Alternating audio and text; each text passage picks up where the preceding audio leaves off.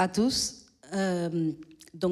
Merci à tous qui sont restés pour cet après-midi, dans lequel on continue notre programme des conférences, tables rondes et moments de rencontre autour des dispositifs d'éducation aux images, mais autour aussi de beaucoup d'autres sujets. Donc, on a eu plein des axes lors de ces journées, et notamment il y a l'axe philosophie, qu'on voulait développer cette année avec des ateliers et des conférences. Et on a le grand plaisir d'avoir avec nous Joël Sask, qui est philosophe, qui enseigne à l'université d'Aix-en-Provence. Joël Sask, elle est notamment connue dernièrement, je sais que certains d'entre vous m'en avaient parlé, quand vous avez vu son nom dans les programmes sur ses derniers travaux sur l'écologie et l'autogouvernement démocratique, notamment quand la forêt brûle ou des animaux sauvages dans la ville, Society. Mais l'équipe, on connaissait Joël déjà auparavant parce que déjà, elle est une habituée de la revue Nectar par la Tribu, donc une revue que, comme vous connaissez, parle des cultures et politiques culturelles. Et elle travaille depuis longtemps sur les liens entre art, culture, participation et démocratie. Donc c'est quelque chose qui fait écho à notre travail. Et du coup, Joël va nous parler aujourd'hui sur imaginer la participation de spectateurs au public.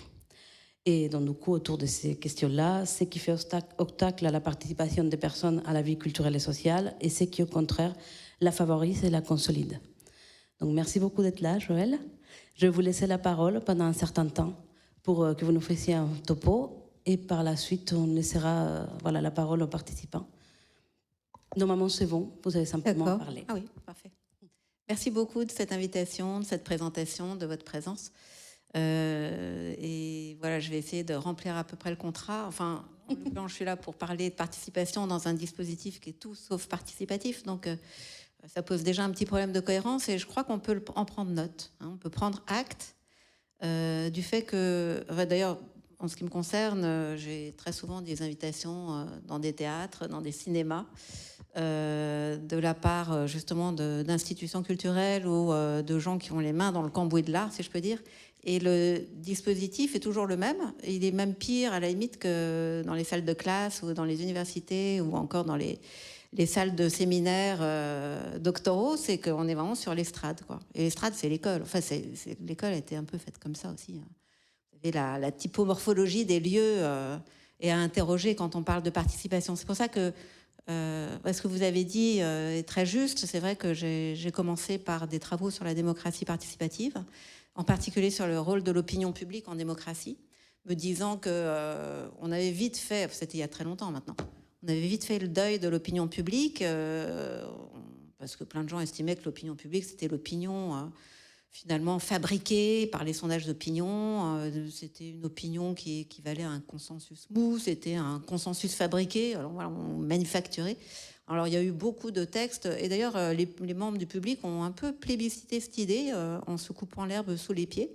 Et personnellement, j'avais le sentiment qu'une démocratie sans l'opinion publique, ou en tout cas qui renonçait même à l'idée de sauver quelque chose de l'opinion publique, c'était plus du tout une démocratie. Donc j'avais commencé comme ça. Et je me suis beaucoup intéressée, non pas aux conditions du débat démocratique, qui est toujours finalement relatif à cette forme qu'on appelle la démocratie représentative, mais plus justement à la question de la démocratie participative, ou plus exactement de ce qui, dans un certain mode de participation, est constitutif de ce qu'on pourrait appeler des modes de vie démocratiques, qui peuvent d'ailleurs caractériser aussi bien la fabrique de l'art, la conduite dans l'atelier, la vie à la maison, la vie au travail, la vie à l'école, la vie à l'hôpital, et choses de ce genre. L'idée de mode de vie démocratique est beaucoup plus large que la démocratie au sens purement politique du terme. Disons, pour parler comme Wittgenstein, la démocratie, c'est une certaine forme de vie, où il faudrait mettre au pluriel, c'est des formes de vie, qui ont un certain nombre de spécificités locales, mais qui ont pour principe très très général, alors je vais l'énoncer très simplement, c'est se gouverner sans un maître. Alors c'est le droit de se gouverner sans un maître, mais là je suis déjà dans le pôle institutionnel, mais c'est surtout se savoir et reconnaître autrui comme capable de se gouverner sans un maître. C'est-à-dire personne n'est naturellement l'esclave ou disons l'instrument ou l'outil d'un autre. Chacun, à partir du moment, et c'est ça qu'il faut dire tout de suite, à partir du moment où un certain nombre de conditions sont apportées, chacun a la possibilité de diriger les affaires qui lui sont familières, ordinaires, quotidiennes, celles qui sont placées sous ses yeux. Et lui refuser cette capacité, c'est vraiment, d'une certaine façon, le tuer, soit symboliquement, soit psychologiquement, soit matériellement. Donc voilà, je me suis beaucoup occupée non pas de la démocratie débattante, discursive, rhétorique, mais plus de ces formes démocratiques de participation qui me semblent, et dont je vais parler tout à l'heure, donc qui me semblent tout à fait essentielles à considérer. Et dont le coup d'envoi, d'ailleurs, c'est logé dans une des premières formes institutionnalisées de démocratie participative qui s'est appelée les sondages participatifs. Alors, je ne sais pas si vous en avez entendu parler, c'était un certain Fishkin qui a inventé ça dans les années 70. Et voilà, en fait, il a fait la différence, il a établi une différence qui est très très intéressante entre des sondages d'opinion qui sont faits sur des gens à qui on impose une problématique. Par exemple, pensez-vous que Le Figaro devrait publier davantage d'articles sur l'économie libérale? Bon, enfin voilà, je parle n'importe quoi. Ou pensez-vous qu'il faudrait introduire le cinéma à la maternelle? Alors, bon, vous sauriez répondre à cette question, mais la plupart des gens, ça va être comme un cheveu sur la soupe, quoi, cette question. Ils n'ont pas du tout des éléments pour pouvoir en juger. Et en fait, la plupart des sondages d'opinion, ils sont faits comme ça.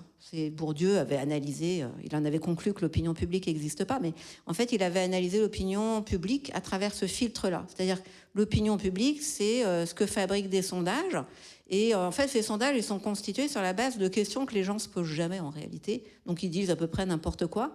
Et par ailleurs, bon, voilà, ils peuvent aussi, d'ailleurs, se sentir un rôle à jouer et soit mentir, soit manipuler leurs réponses en s'attendant à tel ou tel résultat. Bon, je laisse ça de côté.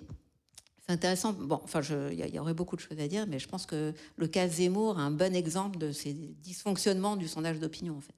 Parce que les gens, quand ils parlent de leur opinion sur Zemmour à la presse, ils savent que ça va avoir un impact. Ça ne veut pas dire qu'ils vont voter pour lui, en fait. Donc, je laisse de côté. Et puis, en fait, ce qu'a fait Fishkin, c'est qu'il a constitué des petits groupes de citoyens, tirés au sort d'ailleurs. Et puis, au lieu de leur poser des questions lambda, il les a mobilisés autour de questions dont il a proposé qu'elles soient documentées. C'est-à-dire qu'il s'est établi des sessions, ça s'est beaucoup généralisé ensuite à travers ce qu'on appelait des conseils de citoyens ou des conférences de consensus. Il y a eu plein de dispositifs. Mais là, lui, en fait, son idée, c'est que les gens sont ensemble, on leur pose une question, on les informe, on leur apporte toutes sortes de matériaux, on leur apporte des informations, on répond aussi à leurs demandes d'informations complémentaires.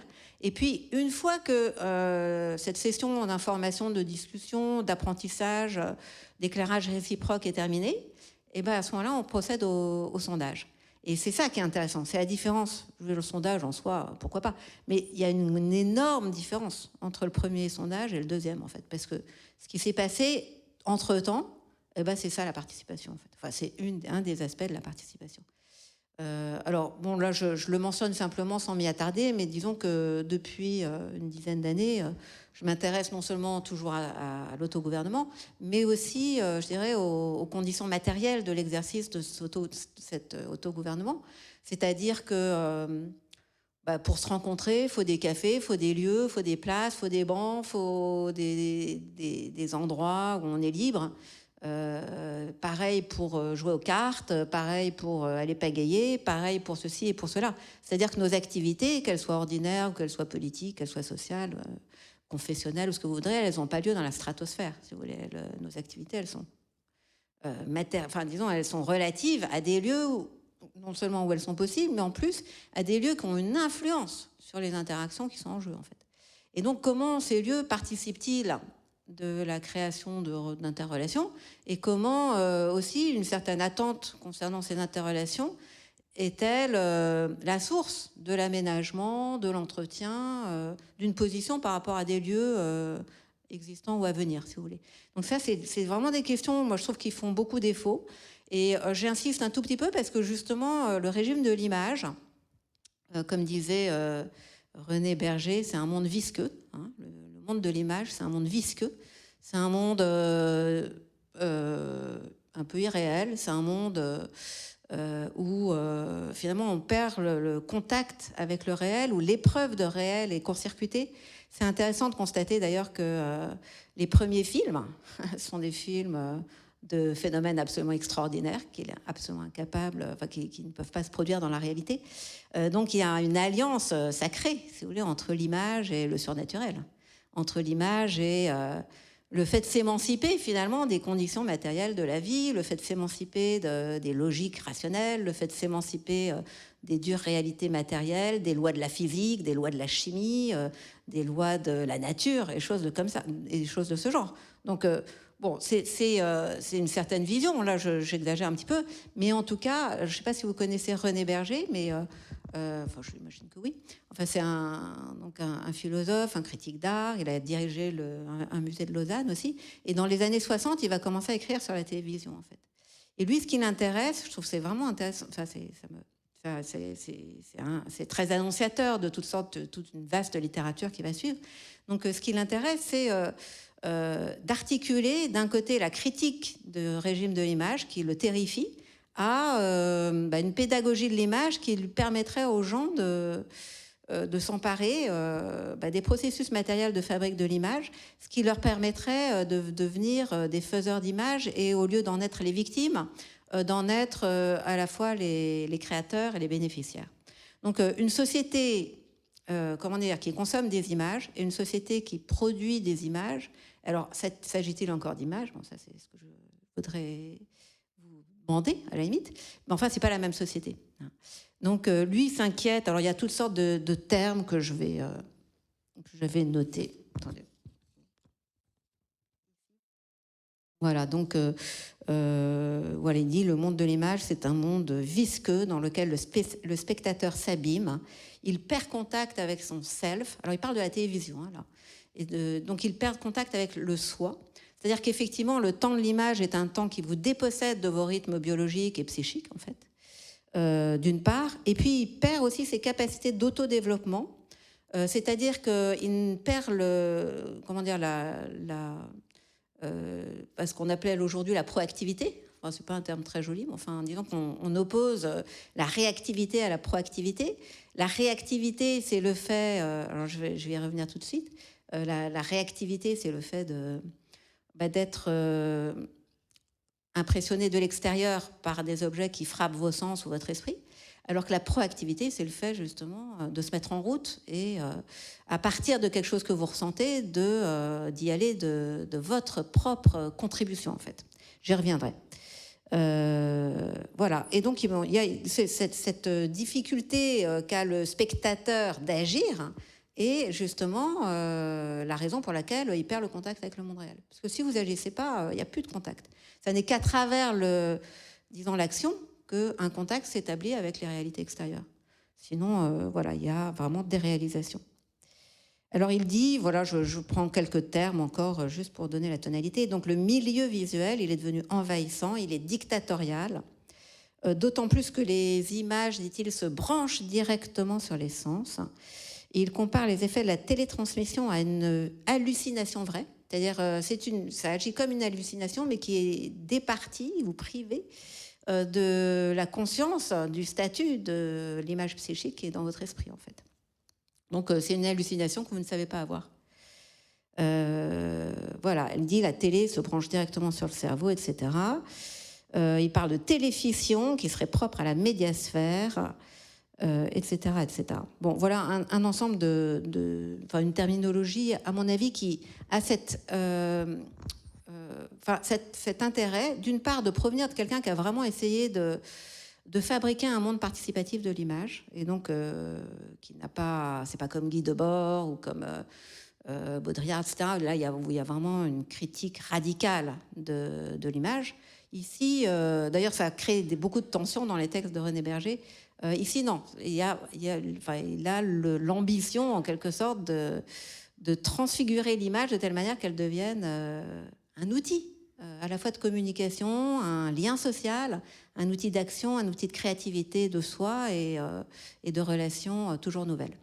Donc, et même un outil d'accueil de l'autre, bon, etc., etc. Moi, je pense qu'il est un peu écartelé finalement entre ces deux mondes, mais c'est intéressant de le relire aujourd'hui, justement parce que je pense que recourir à la terminologie image, c'est très très problématique. Image appelle spectateur. L'image n'est jamais qu'un signe de la réalité.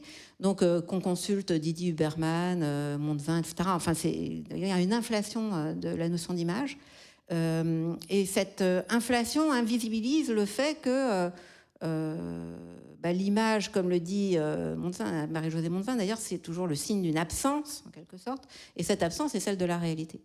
Alors, je ne vais pas refaire du Platon, mais c'est quand même intéressant toujours de se rappeler que Platon est le premier grand critique de l'image, hein, des artefacts imaginaires et perceptifs. C'est-à-dire que chez Platon, alors il y a une distinction entre l'imitation, la copie et le reflet. Bon, il y a toutes sortes de distinctions qu'il opère au niveau justement des images, suivant le degré de réalité qui est en elle.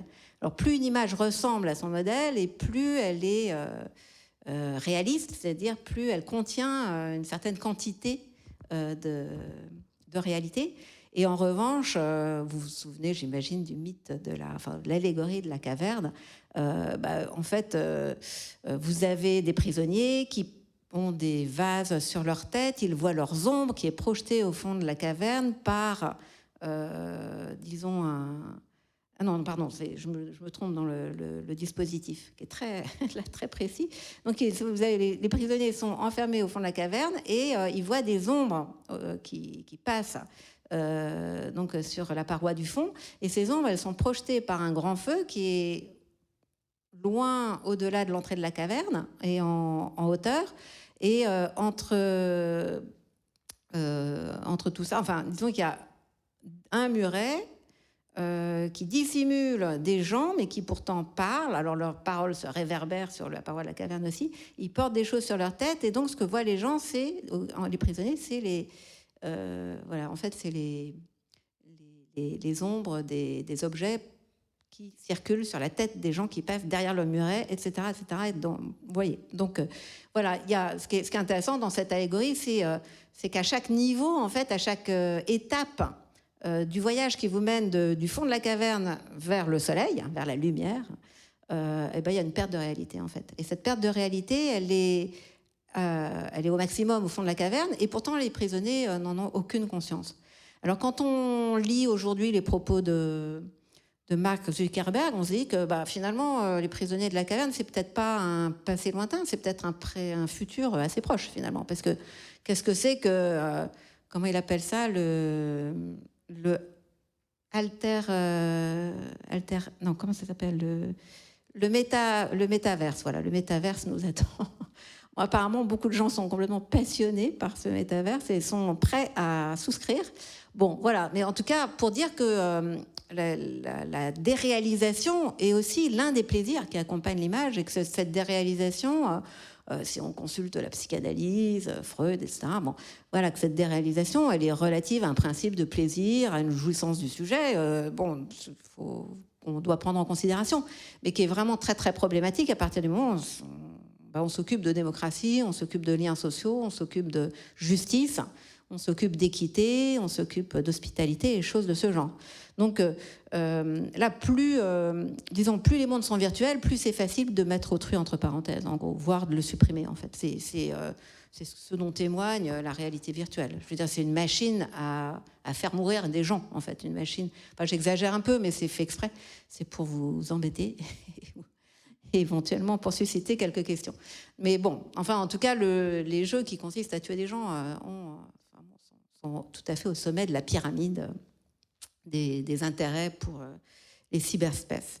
Donc, on a cette problématique de l'image, et je dirais que cette problématique de l'image, elle va se répercuter sur la participation elle-même. L'idée, si vous voulez, disons qu'une image, et pourtant, en général, et je crois que c'est peut-être la première chose à dire, une image, elle est pourtant accompagnée toujours d'une réalité matérielle.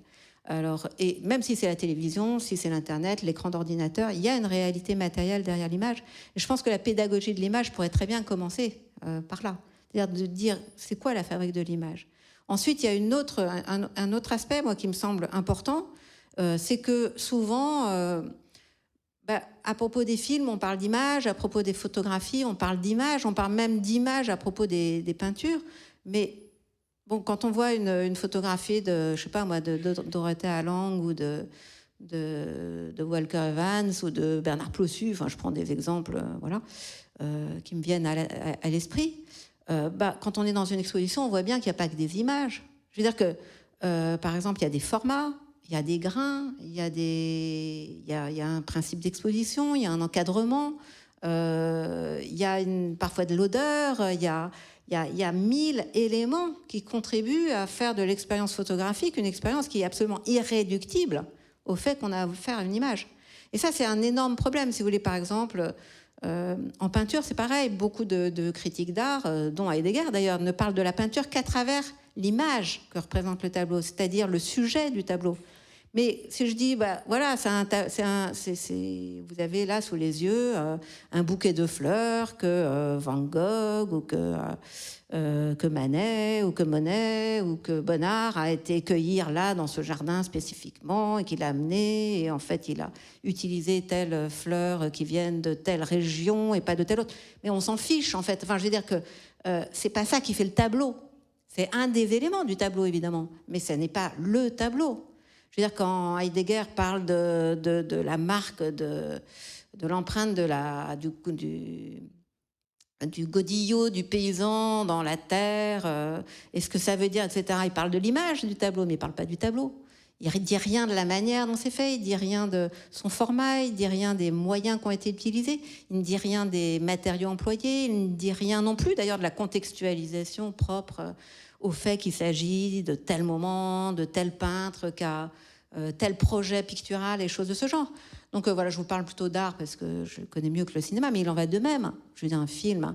D'ailleurs, il y a une grande différence entre les films suivant les formats qui sont utilisés pour les fabriquer, et puis quiconque s'occupe de films, c'est que justement, on l'a vu dans les courts-métrages, c'était passionnant de voir à quel point c'est compliqué de fabriquer un film et que ça demande justement des conditions matérielles, mais des moyens aussi, mais aussi des techniques, quelle caméra, combien d'images secondes, qu'est-ce que ça veut dire tout ça? Donc dire l'image, en fait, on met tout ça entre parenthèses, si vous voulez.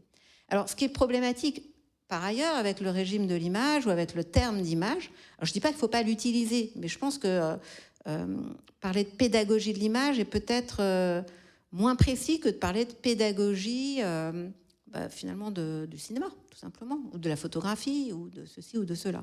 Donc, je pense qu'il y a dans le mot image quelque chose qui est généralisant, qui est surplombant, qui est transcendant à plein de pratiques différentes. Et du coup, c'est comme si ça donnait une espèce d'unité un peu factice et d'importance, finalement, tout aussi factice d'ailleurs, à une pratique partagée. Mais en fait, je crois qu'on aurait peut-être intérêt à déplier cette notion d'image. Je ne dis pas d'y renoncer. Sans compter qu'il y a même des images, alors par exemple on en parlait en préparant un petit peu, des images qui ont vraiment une réputation d'avoir des actions. Hein. Alors je me souviens d'avoir été dans une église orthodoxe et d'y avoir trouvé, c'était je ne sais plus en Bulgarie, et d'y avoir trouvé, non c'était pas en Bulgarie, bon enfin ça m'échappe, mais donc il y avait plein d'icônes, et alors ce qui m'avait vraiment frappé c'est que les icônes, d'abord, elles étaient à la disposition des gens. C'est très beau. Enfin, j'ai déjà regardé des catalogues d'icônes. Il y en avait des très belles, d'ailleurs. Enfin, c'est des représentations de saints qui sont de toute beauté. Mais elles étaient mises à la disposition des gens. Elles étaient un peu comme des bougies dans des églises catholiques. Elles étaient là, présentées, exposées, mises à disposition. Elles étaient usées.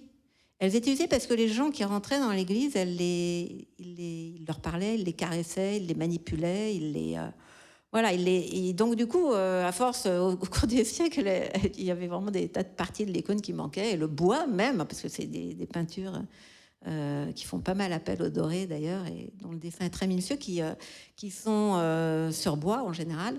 Et voilà, et donc il y avait des tas de parties qui manquaient parce que les gens les utilisaient. Si vous voulez, c'est comme voilà, c'est comme beaucoup d'objets d'ailleurs, beaucoup d'objets d'art absolument fondamentaux sont des objets qui entre dans une gestuelle, qui entre en contact avec les fibres de votre corps, qui font partie de vous d'une certaine façon, et que en les utilisant, ou plus exactement en faisant usage, parce que c'est pas tout à fait pareil, que vous créditez ou que vous augmentez de caractéristiques supplémentaires, en fait. Vous leur donnez une vie. Hein. Et donc ces icônes, elles étaient magnifiques parce qu'elles étaient, c'est comme un masque africain, si vous voulez. Enfin, je dis un masque africain, un masque baoulé ou un tabouret de case bamiliqué ou quoi. C'est des objets. Je veux dire, le fait qu'ils aient servi ne les abîme pas. Alors, du point de vue de l'image, oui, c'est esquinté. Mais du point de vue de ce que c'est que l'art, c'est pas du tout esquinté, au contraire. Ça rentre dans une logique d'action qui est absolument fondamentale. Donc, je crois que retrouver, ce qui, dans l'image, relève du non-image, relève de sa réalité matérielle, relève de ses conditions de monstration, relève aussi de toutes les expériences que cette image, ou disons cette chose dont l'image nous est présente, toutes les expériences que cette chose a suscitées. Comme il y a un critique d'art, un philosophe de l'art, Rainer Rochlitz, que j'aime beaucoup, et qui s'est beaucoup penché sur la constitution des publics de l'art, mais aussi sur le statut des œuvres vis-à-vis de ces publics, et qui disait que justement l'interprétation des œuvres d'art fait partie des œuvres. Et quand on dit interprétation des œuvres, là aussi on désigne des processus très matériels, si vous voulez, on désigne des processus concrets. Il faut des lieux où se rencontrer, il faut des lieux où on rencontre l'œuvre, il faut en parler. Bon, j'ai étudié ces aspects-là dans un livre qui s'appelle Art et démocratie. J'ai étudié justement le voyage public des œuvres d'art en fait sur la base d'une enquête auprès d'une 50aine d'artistes contemporains. C'est un livre qui était paru en 2003, donc ça fait longtemps. Mais ce qui m'avait intéressé, justement, c'était toutes les médiations, les charnières qui permettent à une œuvre, d'abord, d'être imaginée, d'être testée, d'être achevée. Bon, des fois, elles ne le sont jamais, par l'artiste lui-même qui en est l'auteur et qui en est à la fois le maker et le viewer, le regardeur et le créateur. Et puis qui ensuite, disons, crée son public. Elle crée son public, l'œuvre. Enfin, disons, le public crée une œuvre qui crée son public en même temps. C'est jamais à sens unique. C'est-à-dire qu'il y a une forme de réciprocité qui va s'établir entre un public et une œuvre. Et du coup, l'œuvre, elle va être montrée par un artiste. En général, ils font comme ça, à des amis artistes. Donc ça, c'est le premier cercle. Et puis ensuite, il y a à chaque fois que quelqu'un parle d'une œuvre qu'il a appréciée, que ce soit un film, une pièce de théâtre, une musique, peu importe, il lui donne comme un passeport de voyage public, si vous voulez. Il en parle aux autres, et du coup, les autres... C'est comme ça que ça marche. Enfin, il y a beaucoup de choses qui marchent comme ça. Sauf dans le régime de l'image, parce que le régime de l'image, c'est pas comme ça que ça marche. Le régime de l'image, ça se duplique. Et donc, la médiation qui fait passer les images d'esprit en esprit ou de corps en corps, c'est une médiation de type publicitaire, si vous voulez, d'une publicité de manipulation. Donc c'est vraiment le matraquage, par exemple. Ça peut être le matraquage, ça peut être la duplication, la réitération. Hein. Ça, c'est une technique beaucoup utilisée dans les masses médias. Donc vous dites une chose une fois, 2 fois, 10 fois, au bout de la 40e fois, elle est vraie, quoi. Donc et puis surtout, ça s'imprime. Après, il y a des méthodes. Je vais pas insister là-dessus. Vous les connaissez beaucoup mieux que moi. Mais des méthodes aussi pour faire que les images s'impriment dans la tête des gens. Et qui sont assez retorses. Donc voilà, c'est disons le système de circulation des images et les systèmes de circulation des expériences partagées ne sont pas du tout les mêmes. Et je pense qu'il faut absolument entrer dans le détail de leur différenciation pour comprendre finalement comment faire pour transmettre par exemple le cinéma à des jeunes, à des enfants. Et alors, ce qui est étonnant, justement, dans les films que j'ai vus, qu'on a vus ensemble, c'est qu'il n'est plus du tout question d'image, en fait. Il n'est plus question tellement de spectateurs, d'ailleurs. Il n'est plus question que de regardeurs. Alors, je vais insister maintenant sur la distinction entre spectateur et regardeur, ou de public, tout simplement. Public, en français, c'est un mot qui est un peu problématique, parce qu'il est associé plutôt à une attitude assez passive. En particulier en politique, je vais commencer par là. En politique, le public, c'est l'ensemble des citoyens qui scrutent les actes des gouvernants pour surveiller ce qu'ils font et réagir après coup à leurs actions, en gros. Bon, je vais un peu vite, mais disons que ça, c'est vraiment le système de la démocratie dite représentative. C'est-à-dire que les citoyens, dans une démocratie libérale, bon, ça c'est le terme de notre régime politique, ces citoyens, ils ont un peu, disons qu'ils ont des droits de vote en particulier, des droits de demander des comptes à leurs gouvernants, des droits de gérer la représentation et des droits aussi de critiquer leurs gouvernants lorsque ou de les rappeler à l'ordre ou de ne pas les réélire à partir du moment où ils ne font pas ce pourquoi ils ont été élus.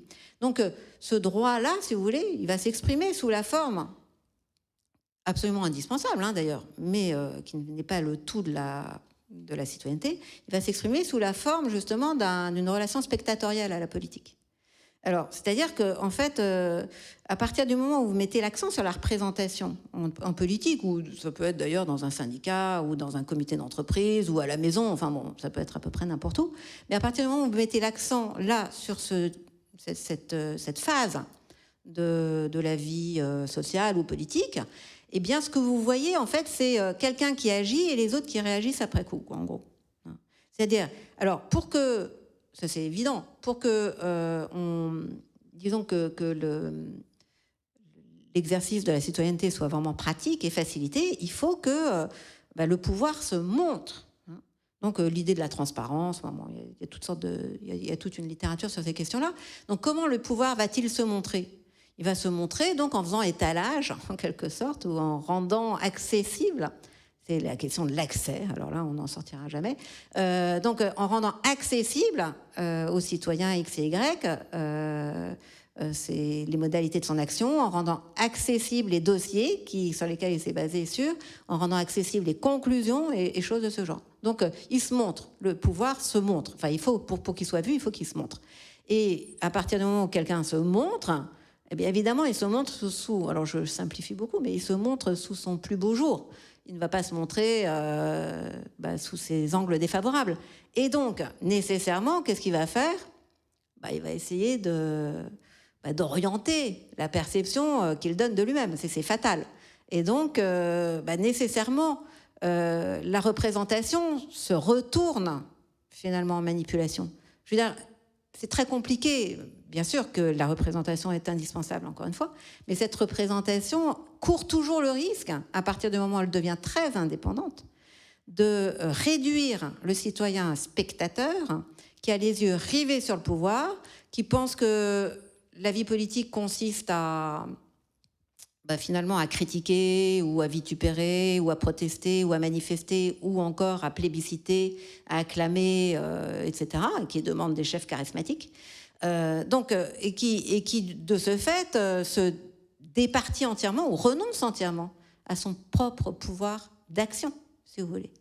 Donc, je pense que c'est disons, la thématique de la mise en spectacle, ce que Benjamin appelait la théatrocratie, ou la théâtralité, la théâtralisation de la vie politique, et à laquelle on assiste aujourd'hui, est vraiment le symptôme du triomphe du régime de l'image par rapport à un régime d'expérience, en fait. Un régime d'expérience qui recourt à des images, mais qui subordonne l'image justement à un test de l'expérience et au support expérientiel qui lui donne une dimension partageable, pas collectivisable, mais partageable, une dimension commune et pas collective.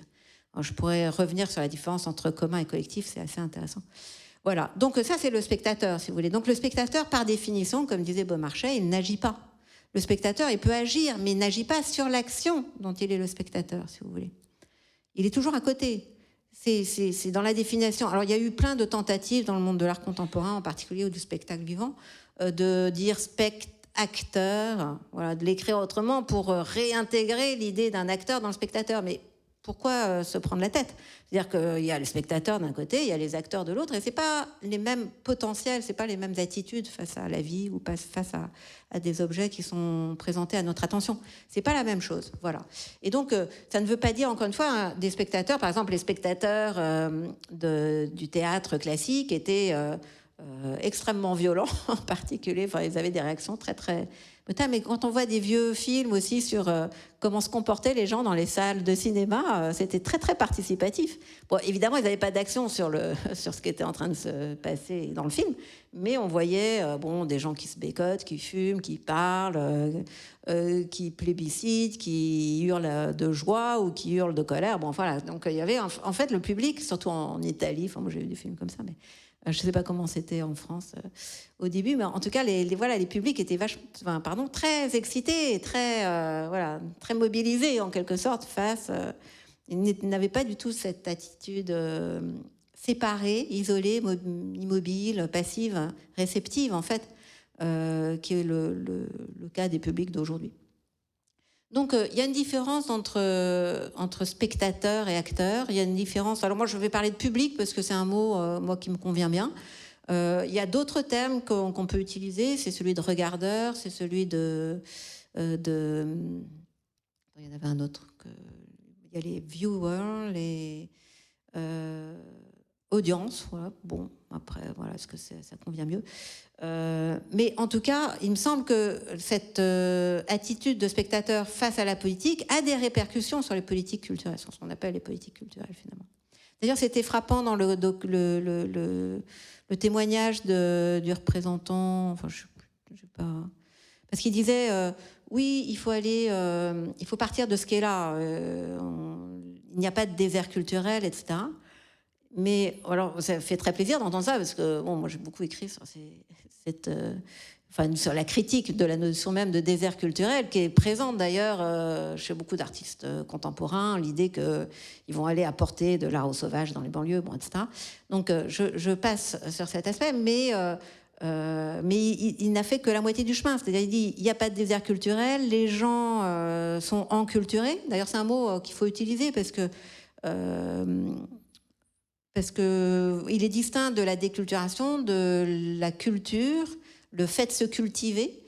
Le fait de se cultiver, c'est accéder finalement aux produits d'élite d'une culture, d'une civilisation donnée. S'acculturer, c'est acquérir une culture étrangère, si vous voulez.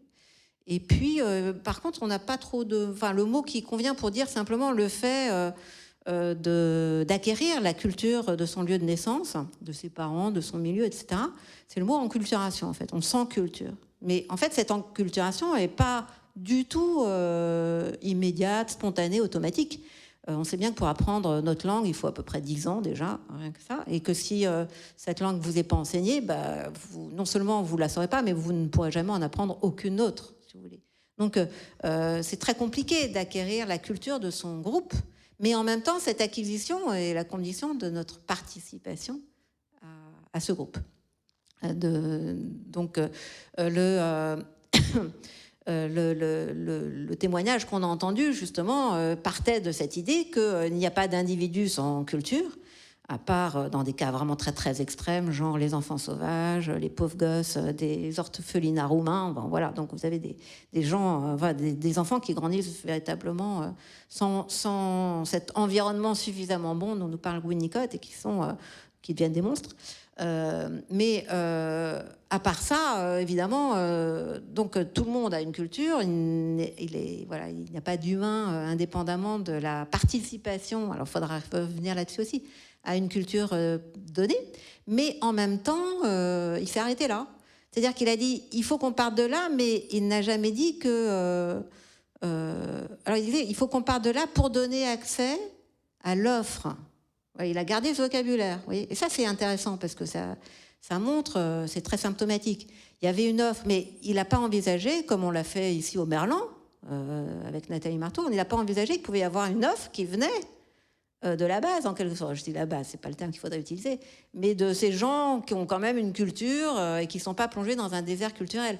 Or, c'est ça qui est intéressant. On le voit bien dans le film, c'est que les gamins et les jeunes, ils offrent aussi quelque chose. Ils amènent quelque chose sur le plateau, quoi. Ils sont pas là... alors, bon, ils reçoivent beaucoup et ils donnent aussi. Et ils contribuent finalement à la fabrique des exercices et des films et des séquences, des situations finalement dont ils sont partie prenante. Alors ça me fait venir un peu en conclusion. Je ne sais pas à quelle heure il est. Je regarde.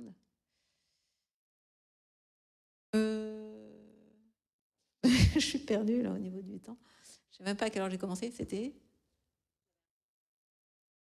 Ah oui, bon d'accord. Ouais, alors voilà. Donc je vais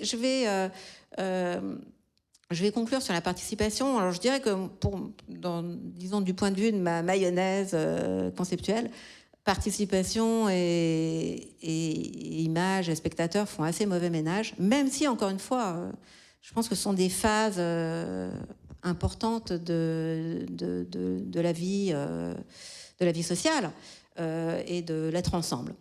En particulier, donc je vais revenir sur la manière dont j'ai concocté finalement l'idée de participation, dans laquelle j'ai distingué 3 phases en fait, qui n'existent pas à l'état chimiquement pur, qui sont en général très mélangées dans la réalité, mais qu'on peut distinguer simplement pour les besoins de l'analyse. Alors la première, c'est prendre part, la deuxième, c'est recevoir une part, et la troisième, c'est apporter une part. Alors j'ai joué sur les mots, enfin sur le sens du mot, mais en fait ça marche assez bien puisque c'est des sens qu'on trouve dans le langage courant, prendre part, apporter une part, c'est-à-dire contribuer, comme quand vous allez contribuer, je sais pas moi, un cadeau d'anniversaire, et puis recevoir une part, c'est par exemple bénéficier, comme participer aux bénéfices d'une société. Bon, voilà, donc c'est cette idée-là, et je dirais que quelqu'un qui, par exemple, qui bénéficie sans contribuer, c'est pas juste, quelqu'un qui contribue sans bénéficier, c'est pas juste non plus, mais je vais un peu utiliser ce que j'ai vu tout à l'heure pour illustrer. Je vais partir simplement de prendre part. Alors, il y a une grande différence entre prendre part et faire partie. On pourra y revenir. Mais prendre part, comme là, vous êtes en train de prendre part, vous ne faites pas partie, parce que voilà, on n'est pas dans une espèce d'unité symbiotique. Hein. On est chacun dans son quant à soi, mais en même temps relié par une activité qui nous rassemble. Et chacun, pour des raisons sans doute qui lui sont propres. C'est intéressant, ça, d'ailleurs, dans le régime de l'art, de voir que des gens peuvent s'adresser et faire émerger une expérience commune alors qu'ils y sont pour des raisons complètement différentes parfois, ou qu'ils l'apprécient pour des raisons différentes, ou qu'ils ne l'apprécient pas pour des raisons différentes. Donc cette idée qu'on peut faire des choses ensemble et se relier alors que nous avons des motifs extrêmement variés, alors que nous sommes différents, évidemment tord le cou à cette idée qu'on ne peut s'entendre que si on pense tous la même chose ou qu'on veut tous la même chose. Et donc c'est particulièrement fructueux en fait. C'est très fructueux parce que ça évite d'en passer par l'idée de l'unité, de l'uniformité, de la fraternité, de la symbiose. Alors, dans la littérature écologique, c'est assez présent. L'idée, voilà, qu'on est tout un, quoi. Voilà, donc on fusionne, on doit se fondre dans pour s'entendre. Bon, je crois que c'est pas du tout ça qui se passe. Tocqueville l'avait bien montré d'ailleurs. Donc voilà, le prendre part, ça a une qualité spéciale. Et là, on voit bien dans les films que justement les enfants, ils prennent part. Ils prennent part, ils sont tous très intéressés apparemment. Bon, c'est un film, hein, donc on ne sait pas trop ce qui se passe dans les marges. Mais bon, ils ont l'air vraiment intéressés, concernés. Et on voit que leur position, y compris géographique, je dirais, par rapport au centre de la scène, est très variable, en fait. Donc, chacun choisit sa place. Et bon, après, ils sont un peu enrôlés, évidemment, mais ça, c'est le rôle des instituteurs ou des professeurs d'enrôler les jeunes ou les moins jeunes, d'ailleurs, pour les faire, pour les mettre en mouvement. Bon, donc ça, c'est le prendre part. Le prendre part, c'est très banal, si vous voulez, mais en même temps, à partir du moment où vous le distinguez d'autres figures, ce qui sont, par exemple, le fait penser à des pays non libres, des pays autoritaires, des pays despotiques, des pays fascistes, où justement le prendre part est impossible. Donc ça paraît très banal, et je pense qu'effectivement rien de bien sous le soleil ne se passe indépendamment d'un prendre part, mais cela dit, des situations où même prendre part n'est pas possible sont peut-être plus fréquentes que celles où on peut le faire. Et je dirais le dispositif classique de l'école, enfin de la salle de classe issue de la Troisième République, justement, empêche même le prendre part. Donc ça, c'est une chose. Après, vous avez le bénéficier. Alors, je dirais que pour contribuer, voire pour prendre part, il faut avoir reçu un ensemble d'éléments du groupe social ou de la culture ou de l'activité qui se trouve à laquelle on se relie. Parce que sinon, ça ne peut pas marcher. Moi, j'ai travaillé sur des questions d'habitat participatif, par exemple, et on demandait à des gens, alors, comment vous voyez votre logement? Mais ils n'en savent rien. En fait, c'est impossible parce que si vous n'avez pas une formation, un peu comme à la Fishkin, comme pour le sondage participatif. Et puis ça a été ça aussi la grande conférence de citoyens sur le climat. C'est-à-dire que, en fait, la première phase, si vous voulez propulser la participation au sommet, en quelque sorte, de nos pratiques, la première phase, ou en tout cas, il est absolument indispensable de donner aux gens des éléments dont ils puissent faire usage pour justement se connecter à la situation que vous souhaitez partager. Alors je dis vous, en fait, ça peut être très très diffus. Et c'est très problématique, je pense à cette fable d'Ésope, enfin reprise par La Fontaine, où justement le bénéfice, c'est-à-dire, là je pense à cette fable, c'est le renard et la cigogne, où le renard offre à la cigogne des grains éparpillés dans un plat qu'elle n'arrive pas à attraper, et pour se venger, la cigogne, ou c'est peut-être dans l'autre sens, je ne me souviens plus, la cigogne invite le renard à un festin, mais place le festin au fond d'un grand vase qu'il ne peut pas attraper. Donc c'est ça aussi, le fait de bénéficier suppose, parce qu'Amartya Sen, le prix Nobel d'économie de 2015, je crois, appelé les capacités. C'est-à-dire ça suppose une adaptation, un ajustement de la part apportée à la capacité de réception de la personne concernée. C'est-à-dire que, alors c'est très compliqué parce que on ne peut pas distinguer ces processus qui sont concomitants et mutuels en fait. C'est-à-dire que quand vous donnez, par exemple, au fur et à mesure que vous enseignez une langue à un enfant, vous la déversez pas dans l'esprit de l'enfant, cette langue. En fait, vous réagissez à son babil, c'est très important le babil. Donc, et vos réactions vont sélectionner dans le babil un certain nombre de phonèmes qui vont devenir dominants peu à peu. Donc, c'est comme ça que ça se passe. C'est-à-dire que ce que vous proposez, je dirais, d'une certaine façon, conditionne les préférences linguistiques de l'individu, mais en même temps, ce que vous lui proposez à cet enfant, c'est aussi un ensemble d'éléments dont il est capable de faire usage d'une manière qui lui est propre, d'une manière qui est singulière à sa personnalité, d'une manière qui va d'ailleurs construire sa personnalité. Parce que le résultat de tout ça, c'est que même si on parle tous la même langue, il n'y a pas deux personnes qui la parlent pareil. Donc c'est ça la culture. Je dirais que ça, c'est typiquement la culture. Une culture, un phénomène culturel, c'est un phénomène commun dont les usages sont aussi nombreux qu'il y a de gens. Voilà, c'est comme ça que je définirais une culture. Et donc, là, on le voit bien dans les films. Moi, ça m'a plu, justement, les outils. Ça m'a fait un peu penser à des pédagogies actives dans l'art ou dans les écoles primaires, à la Montessori, la Fresnel, le Black Mountain College, Coretta Kent, tout ça, la part d'invention d'exercice, elle est absolument déterminante. Moi, je trouve qu'il y a toujours un peu trop de monde, il y a trop d'enfants, enfin, ça doit être un peu difficile mais bon, ça, c'est la condition de l'enseignement. Ça doit être un peu difficile d'arriver à toucher chacun et à rencontrer justement ce qu'il a en propre. Et puis, on voit qu'il y a des gens timides, il y en a qui sont plus en retrait, d'autres plus preneurs, etc. etc. Donc, c'est vrai que la gestion du groupe est toujours quelque chose de compliqué, mais le fait est que beaucoup d'outils, notamment via des exercices, c'est-à-dire que ce n'est pas du clé en main qui est donné, mais c'est vraiment des exercices qui permettent de... Alors moi, c'est une notion que j'aime bien, c'est celle d'entraînement. Il faut s'entraîner, en fait. Il faut s'entraîner à dire, il faut s'entraîner à être acteur, il faut s'entraîner à être cadreur, il faut s'entraîner à être réalisateur, etc. Ça ne vient pas tout seul. Et cet entraînement, en fait, c'est justement une forme de participation qui est contributive quant à elle, parce que, alors c'est le troisième sens de la participation, parce que justement, il y a des manières de mettre à disposition telle ou telle ressource, en quelque sorte, tel ou tel outil, tel ou tel bien, tel ou tel concept, des moyens, justement, des manières de le faire qui qui génèrent des inventions en fait de la part des récipiendaires, qui génèrent une créativité en fait, qui génèrent une liberté.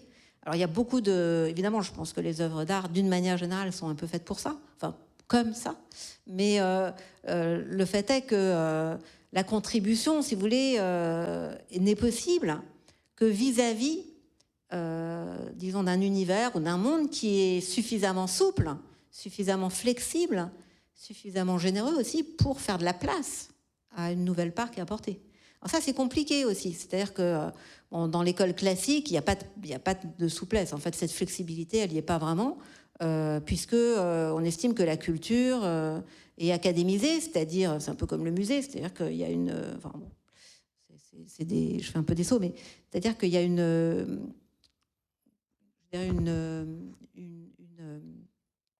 un ensemble enfin, ce qu'on appelle le curriculum, un ensemble de ce qu'on appelle les savoirs de base qui doivent être ceci et cela, et qui sont enseignés, qui doivent être enseignés de telle ou telle manière qu'à tel âge on saura ça, et qu'à tel âge on saura ça, etc. Donc c'est même la notion d'enseignement de base, ou des contenus de base, ou les savoirs de base, avec les tests et tout, c'est quand même très très problématique. Donc là, c'est pas du tout participatif. Et on le voit bien, parce que c'est-à-dire qu'en fait, l'enfant ne peut absolument pas documenter pour lui-même sa propre expérience et en être l'inventeur, en fait. Alors que là, ce qu'on voyait, c'est que malgré des conditions qui n'étaient pas toujours optimum, j'ai trouvé, matériellement en particulier, des espaces trop confinés, des groupes trop importants, de mon point de vue, mais bon. Mais on voyait que l'effort que les enseignants étaient vraiment complètement accueillants vis-à-vis des propositions des enfants. Et ça, c'est fondamental. C'est ça aussi la participation. Je veux dire, il faut vraiment accueillir et reconnaître qu'il y a une part apportée. Parce que le problème aussi, alors je dirais au plan géopolitique ou international ou national, enfin peu importe, c'est que souvent les gens, ils apportent des parts, ils contribuent, mais on ne reconnaît pas leur contribution. C'est-à-dire qu'on fait comme s'ils n'avaient pas existé, et ce sentiment de superfluité qui est consécutif à la non-reconnaissance de la part apportée est quelque chose d'absolument dramatique. Enfin, ça crée d'ailleurs des convulsions universelles. Donc voilà ce que je voulais dire. Donc finalement, quand vous avez un bon agencement entre ces trois dimensions de la participation, alors à ce moment-là, vous avez une vraie participation. Et cette vraie participation, à mon avis, à la limite, elle se situe dans un monde proactif, actif, de préfiguration, d'expériences localisées, qui peuvent être des sources d'inspiration, mais qui ne peuvent jamais être dupliquées. Et je crois que c'est ça la différence avec l'image. Une image, elle est duplicable, mais par contre, disons, ce qui porte une image à votre conscience ne l'est pas, en réalité. Je vous remercie.